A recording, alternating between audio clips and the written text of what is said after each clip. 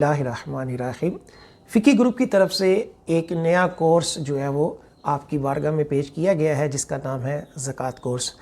اس زکوٰۃ کورس کو آج کے دور میں، خاص طور پر رمضان کے سیزن میں اس لیے بتانا ضروری ہے کہ لوگوں کو اس حوالے سے صحیح طریقے سے زکوٰۃ نکالنا اور کون کون سے مستحق افراد ہیں ان تک پہنچانے کے بارے میں شعور حاصل ہو۔ اس کورس کا طریقہ کار یہ ہوگا کہ ایک پوسٹ ڈالی جائے گی، پھر اس کی وضاحت کے اندر ایک ویڈیو ہوگی، پھر آپ احباب اسی پوسٹ اور ویڈیو کے متعلق آپ کے پاس جو بھی سوالات مزید وضاحت طلب ہوں گے، آپ وہ سوال کریں گے تو پھر آپ کو گروپ میں اس کا ہی جواب ملے گا۔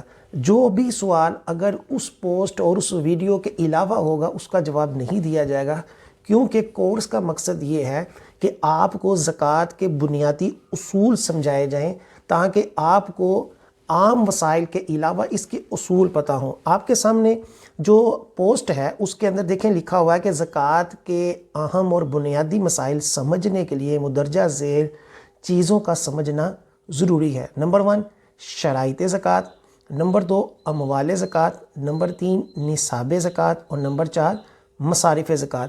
یعنی زکوٰۃ کے موضوع کو سمجھنے کے لیے اس کے 4 اہم ابواب، 4 اہم چیپٹرز جو ہیں یہ سارے کے سارے ضروری ہیں، اور انہی کے گرد ہمارا سارے کا سارا کورس چلے گا۔ اس کے اندر جو شرائط زکوٰۃ ہے اس کے اندر تو بعد میں تفصیلی کلام ہوگا۔ ابھی یہ سمجھ لے کہ شرائط وہ ہوتی ہیں کہ جو بنیاد ہوتی ہیں کہ اس کے بغیر عبادت شروع ہی نہیں ہوتی۔ دوسرے نمبر پر ہے اموال زکوٰۃ، کہ کس کس مال کے اوپر زکوٰۃ ہے، انشاءاللہ عز و جل اس کے اوپر بہت تفصیلی کلام ہوگا۔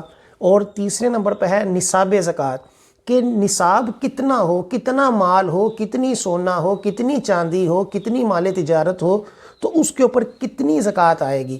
اور آخر کے اندر ہے مصارف زکوٰۃ، کہ ہم اپنی زکوٰۃ کن لوگوں کو دے سکتے ہیں، کن کو نہیں دے سکتے، شرعی فقیر کی کیا تعریف ہے، مسکین کی کیا تعریف ہے، مقروض کون ہوتا ہے، مسافر کون ہوتا ہے، فی سبیل اللہ سے کیا مراد ہے۔ تو انشاءاللہ عز و جل اس کے اوپر تفصیلی پھر 1 بائی 1 کلام کیا جائے گا۔ اس کورس کو اس انداز میں لانچ کرنے کا مقصد یہ ہے کہ اگر ہم ہر سوال، ہر پوسٹ کا لائیو جواب دیں گے تو یہ ضروری نہیں کہ تمام کے تمام ممبران اس وقت جو ہے وہ لائیو موجود ہوں، اس لیے پھر کئیوں کا جو ہوگا وہ سلسلہ رہ جائے گا۔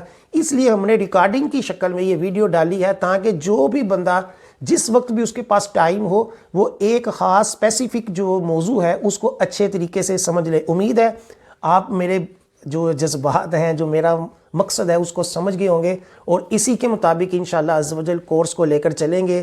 ادھر ادھر کے سوالات کرنے سے اور پھر یا آپ کو سوال کے جواب کے اوپر آپ ماشاءاللہ، جزاک اللہ یا دیگر تعریفی کلمات لکھیں گے تو وہ زیادہ میسیجز ہونے کی وجہ سے لوگ پریشان بھی ہوں گے، اور پھر وہ بعض وقت گروپ بھی چھوڑ جاتے ہیں یا بعض دفعہ وہ عدم دلچسپی کا مظاہرہ کرتے ہیں۔ تو امید ہے آپ تعامل فرمائیں گے۔ صلو علی الحبیب صلی اللہ تعالی علی محمد۔ کعبہ دکھا دے مولا، مولا کعبہ دکھا دے مولا، مولا کعبہ دکھا دے